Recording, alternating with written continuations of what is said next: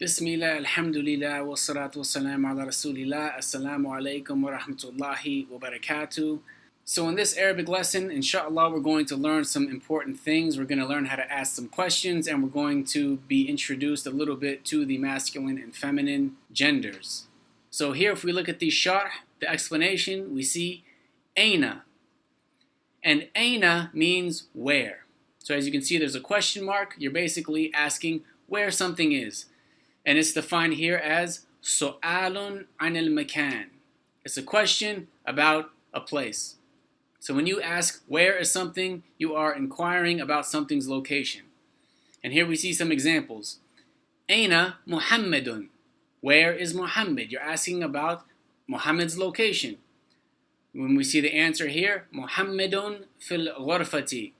Muhammad is in the room. Here we have Aina Fatimatu. Where is Fatima? Fatimatu fil matbakhi.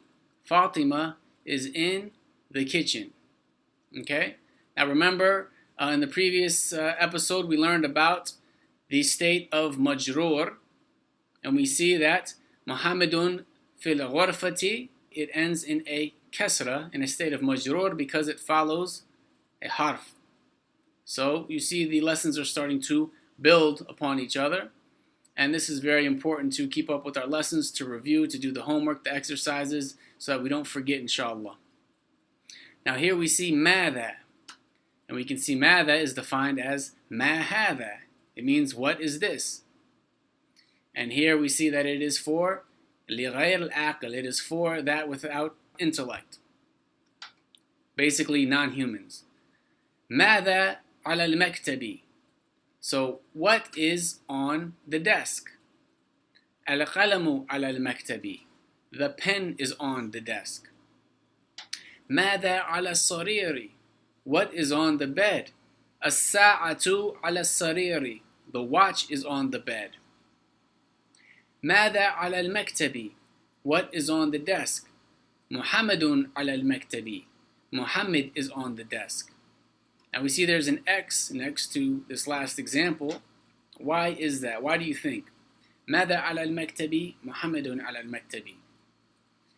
Well, this is incorrect because ماذا, it means what is this? لغير العقل. For non, it's not for humans. Humans are al-aql. Humans have intellect. So Muhammad is a human. Muhammad is a person. So you would not use ماذا. And that's why this example is incorrect. Another thing we learn in this lesson, if we go to the English key, the author says, in this lesson we also learn the two pronouns, huwa, meaning he or it, and hiya, meaning she or it. The author says, in Arabic, all nouns are either masculine or feminine. A masculine noun is referred to by the pronoun huwa, whether it denotes a human being, an animal, or a thing, so on and so forth. So here we see Aina al-waladu. Where is the boy? Huwa, he. Huwa fil masjidi.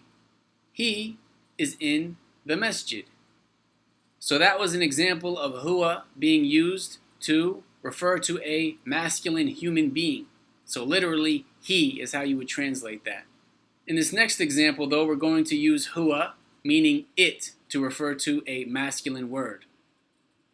So it's not a human being that's masculine, it's not a man or a boy, but the word is still considered masculine. Because in Arabic, as was previously mentioned, all words are either masculine or feminine. Whether they're human beings who are males, or human beings who are females, or they're just inanimate objects, they're still either masculine or feminine. So in this example we see, Aina al-kitabu. Where is the book? Huwa, it. The masculine form of it, because kitab is a masculine noun, even though it's an inanimate object. So, Aina al-kitabu, where's the book? Huwa ala al-maktabi. It is on the desk. Furthermore, the author says, and a feminine noun is referred to by the pronoun hiya, whether it denotes a human being, an animal, or a thing, so on and so forth. Aina aminatu. Where is Amina? Hiya, she. Hiya fil bayt. She is in the house.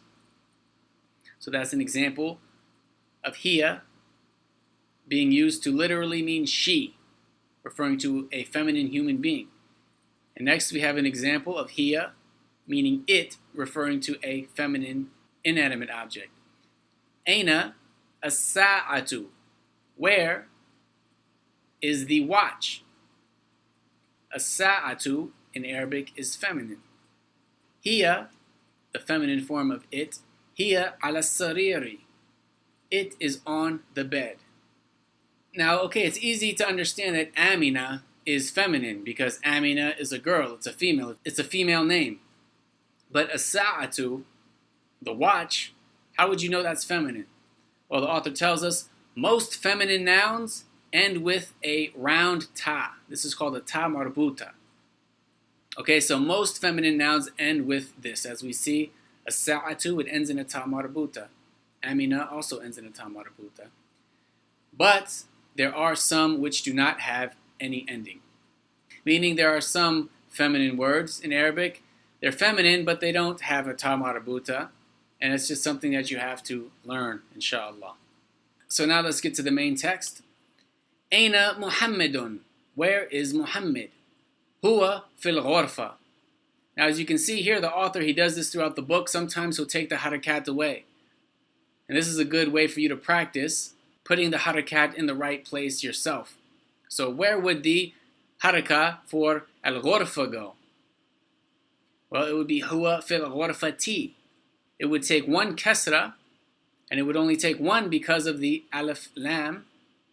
It's a definite ism, and it would take the kasra because it's coming after fi, which is a harf. So it would be huwa fil ghurfati.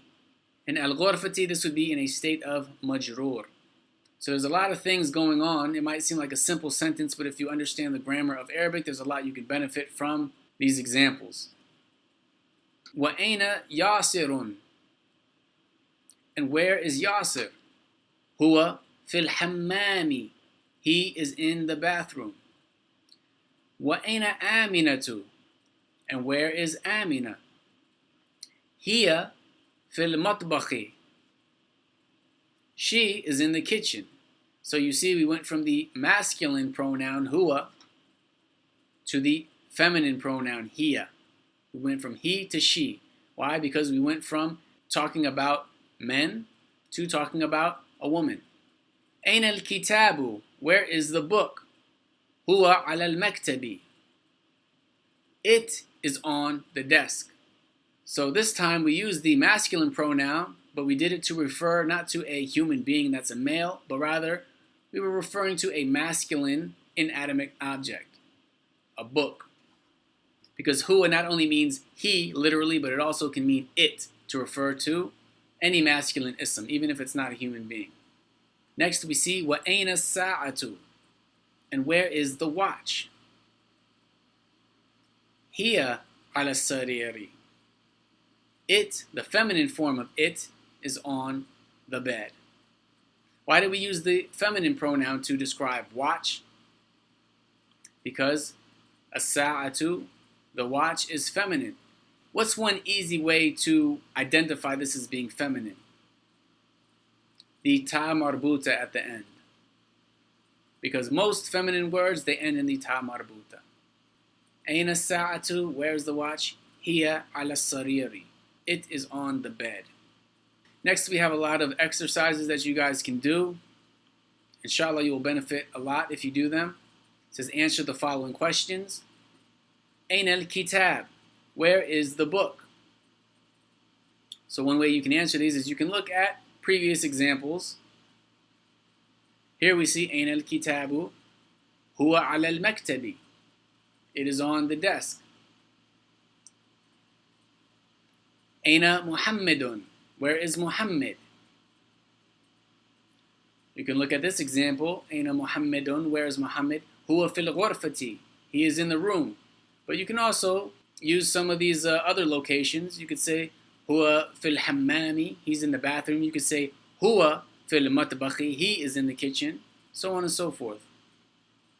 So you have many different examples here, and you can just make sure that you use the right vocabulary words to answer them, And also make sure that you use the proper gender. If it's something masculine, you'd use huwa. If it's something feminine, you'd use hiya. And here the author wants you to read and write these words, putting the proper harakat on the words. And here it's pretty much the same thing. That does it for this episode. If you do the assignments, please send them to me in the WhatsApp group and I'll check them for you. Jazakumullahu khairan. Wassalamu alaikum wa rahmatullahi wa barakatuh.